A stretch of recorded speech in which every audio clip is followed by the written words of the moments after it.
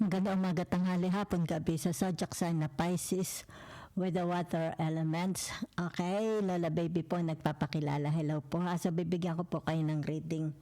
Ang reading na ito is magsisimula ng July 10 to July 17. Okay, Pisces. Let's see your energy.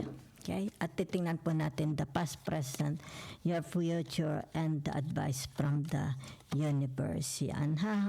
Okay. So, narito ang tinatawag na the Taurus. Yan, ha? Pasisya na adyo ko. Aking naalalayan ng aking audio. Yan, ha? So, ibig sabihin nitong the Taurus na ito is about katahimikan ng iyong buhay. Okay? Katahimikan ng iyong relationship. Diba? Yan. So, titingnan lang natin saan tayo dadalhin na tinatawag na the Hierophant. Okay? Yan. Ito yung tinatawag na okay? The Empress. Okay? Yan. So, ibig sabihin nito, yung tinatawag na pag-ibig. Okay? Venus. Fertility. So, it's about your fertility. Okay? Nakikita dito. Tinatawag na kahit ikaw is may edad, okay? Very, very fertile pa rin kayo. Diba? It's like, it's about your sexuality. Diba? It's like, age is not a role pagdating sa romance. Diba? Yan. Very, very fertile pa rin ang taong ito. Diba? Yan. So, hindi ko alam kung pwedeng sabihin dito. It's like, tinatawag na parang Kama Sutra, 'di ba? Yan, hindi ang sex is pangbata lang, 'di ba? It's like kaya pa rin nila, okay? Mag-perform. Okay? So nakikita dito their way of thinking. Yan ha. Napakabanayad ng tao na ito, 'di ba? It's like ayaw nila ng baway pataasan ng boses, nagmumura, diba? So, napakamahinahon, ha? This person is all about their spirituality, their religion, their faith, the food they eat, the luxury, okay? Their passion, yun na nakikita ko. Their body, their health, diba? Ano pa, their happiness. Okay, yan ha. Okay. So, naririto ang tinatawag the Five of Swords. Yan ha. So, ibig sabihin ng the Five of Swords na ito is how they behave. Okay. Paano sila mag-isip. Okay. Yan. Dito, diba? Yan. Kasi pag sinabi mong the Five of Swords, ito yung tinatawag na relationship nila doon sa within the house, within, halimbawa sabihin natin at in the house, at work, friendship, diba? So, ibig sabihin nito yung tinatawag na kung ito is very, very negative, di ba? Ang vibes, very, very negative ang vibes. They see to it na hindi sila maapektuhan, di ba? Yan. Kung kaya dito, meron silang panlaban. It's like binablock nila kay shelter. Yan. Meron silang shelter against these people, di ba? Yan. Ginagamitan nila. Okay? Yan. Para dito, ibig sabihin, mapanatili yung healthy mind nila, healthy body, diba? Hindi sila maapektuhan, mind, body, spirit, kung sino man ito. Okay? So, let's see. Ang tawag dito, the past of the Pisces. Yan ha.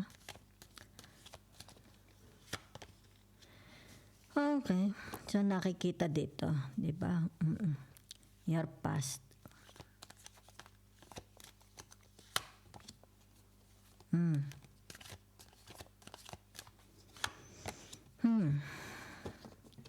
It's about dito, okay? Oo.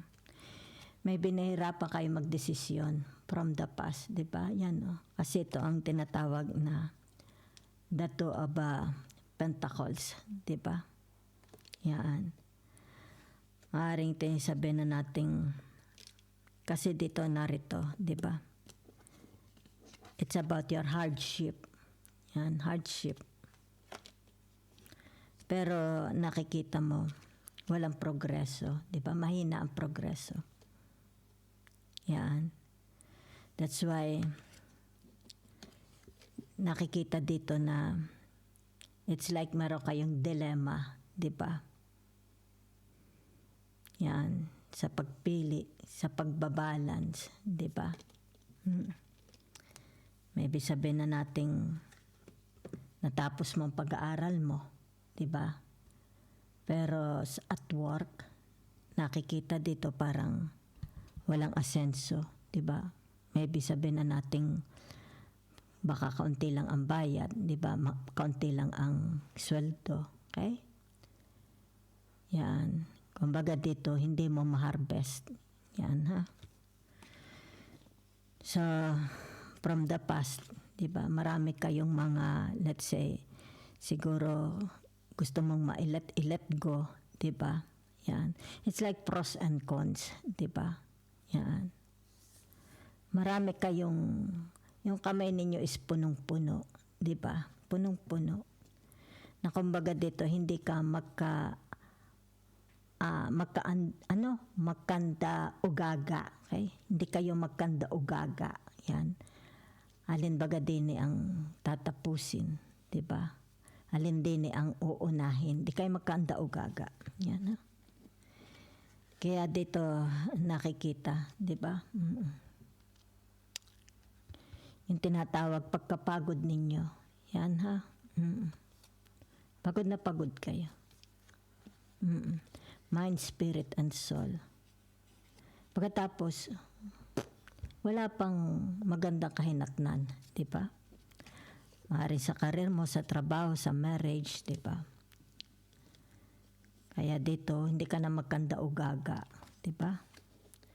So, let's see your now, today. Yan ha.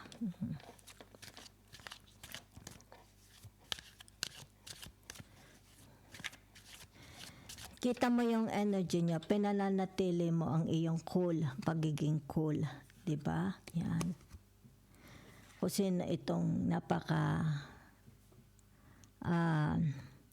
parang diuretic, nakakatae ang pag-uugali, di ba? Yan. Pinanatili mo ang pagiging cool mo. Nilalaparan mo lang siguro ang pangunawa mo, di ba? So, very, very, ka dito, exposed ka, di ba? Let's see your now. Okay. So, ibig sabihin nito, yung tinatawag na mukhang na-consume, di ba? Merong na-consume, okay? Nagkaroon ng success, yung tinatawag na kaluwagan ng damdamin. Yan ha. Okay. Kumbaga dito'y nakakahinga ka na, nakakakanta ka na, there is no restriction, di ba? Nakakapasyal ka na, para kang ibon, nakakalipad, di ba? Na-enjoy mo na, yan, maaring na-enjoy mo na every minute of your life, di ba? So, ibig sabihin nito, yung tinatawag na yan, di ba? It's like there is a completion and achievement, di ba? Yan. Kasi narito, yan. It's like, siguro, merong isang yugto sa buhay mo, kaya nagkaroon ng kasiyahan. Kung kaya dito, aktibong-aktibo ka na uli, di ba? It's like, it's like nakapaglamyarda na ako, 'di ba? Nag-enjoy na ako. Yan. So ibig sabihin nito, yung iyong tinatawag na pagiging serviceable mo to others, 'di ba? Yan. Kasi kumbaga dito, it's like from the past, parang you're out of tune na. You're out of tune, okay? You want to, it's like gusto mo muna itong bitawan, okay? So ngayon, ibig sabihin nito, nangyari na, okay? Kumbaga dito tinatawag na, okay, movement na uli. It's like service na uli. Service to others, service to your family. Kung ano man itong ginagampanan ninyo, okay? So naririto, yan na, the Queen of Wands. It's about your hopes, dreams. Diba? Yan. So maaring may mga hinihintay kayo. Okay? Yan. Na mukhang kayo na may masaya-masaya. Okay? Hinihintay nyo lang kung kailan to dumating. Because narito, okay? Maybe you are waiting for money or materials. O may dadating sa inyong package, balikbayan box, o tao, baka may darating na tao, di ba? Kaya masayang-masaya kayo. You are waiting. Yan. It's like makikita mo na uli sila, di ba? Okay? O baka naman naghihintay ka lang kung kailan uli itong next na magpapasaya sa buhay mo, di ba? Yan. So let's see your future, okay? It's like meron ditong balitang maganda, di ba? Yan. Kung baga, tinatawag na pinagkakahintay-hintay mo kung saan man yan, ha? Okay? Maaaring galing abroad, maaaring galing sa judges, di ba? Yung inyong future. Okay. So, nakikita dito, ha? Tayo muna. Naku, wala akong tubig. Tinatawag na tagtuyot. Okay? I don't know. Okay? Ibig sabihin nito, tinatawag na kapaguran ng inyong pag-iisip. Yan na, kapaguran. Yan. So, ito yung tinatawag na maybe you need this person. Yan, ha? Nangangailangan sila maari ng replacement, di ba? Kasi pagod na. Yan. Yan. It's like corrupted na ang kanilang mind, di ba? So be very, very careful, Pisces, okay? Dahil ay iba ang nakikita ko. Yan, because you are asking for a replacement. Okay? Ito. Yan, ha? Kumbaga dito, tinatawag na gusto mong ibigay yung iyong mga pasanin. Okay? Gusto mong ipadala itong cups mo to this person. Yan, ha? Mas malakas kesa sa iyo. Mas malakas ang immune. Okay? Mas malakas ang kanyang tinatawag na strength. Okay? Yan. It's about taong magre-replace, okay, sa inyo. Yan, ha? So, either ikaw ito or kung sino man ito sa buhay nyo. Okay? Ibig sabihin, itong taong ito is hopeless na. Hopeless. Okay? Tuyo na. Let me see. Drained na siya. Okay? Drained na. Maring drained na ang pag-iisip niya. Pagod masyado na. Okay? Depleted. Gas-gas. Okay? Wala na. Kahit pera, wala. Okay? Maring dito yung tinatawag na hindi na tahimik. Okay? Maano na yung kanyang isip, masyadong magulo na, maingay. Yan, ha? So, let's see. Okay? Kasi dito narito ito yung inyong future, okay? Parang nagbabadya, okay?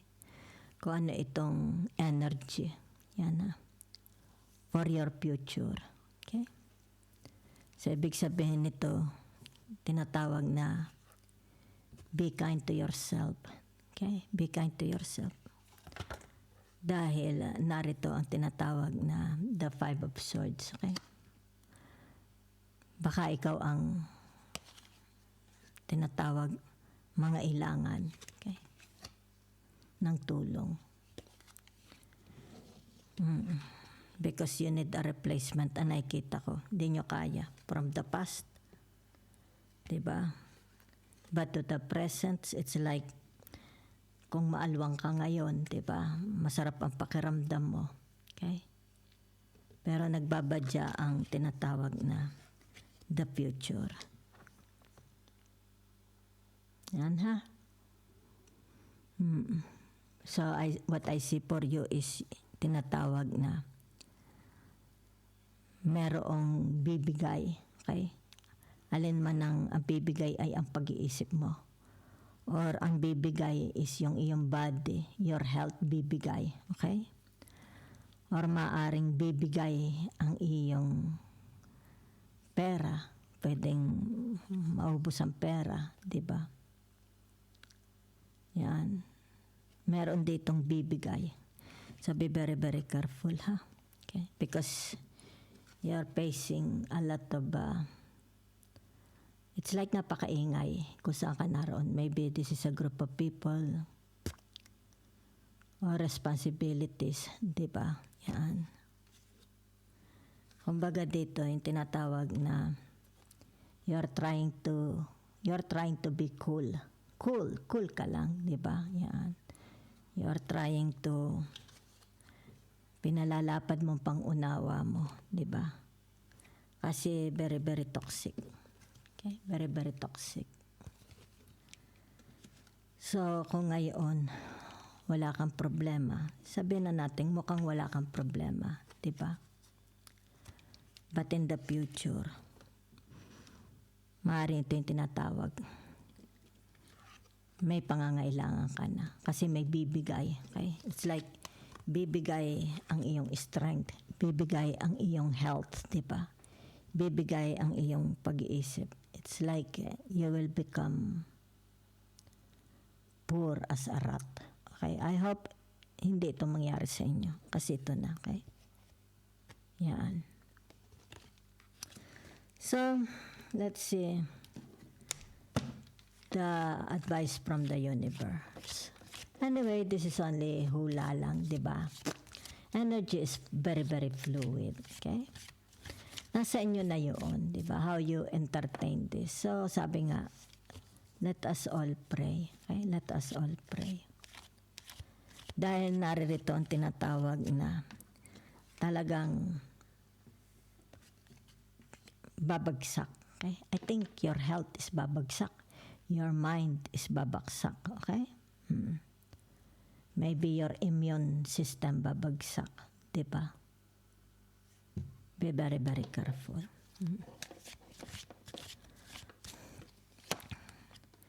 So, ibig sabihin nito, from the universe is telling you, drop. Okay? Drop. Alisin mo, okay? Kung ano itong nagpapabigat sa buhay nyo. Alisin mo, okay? You're not responsible for them. You take care of yourself, di ba?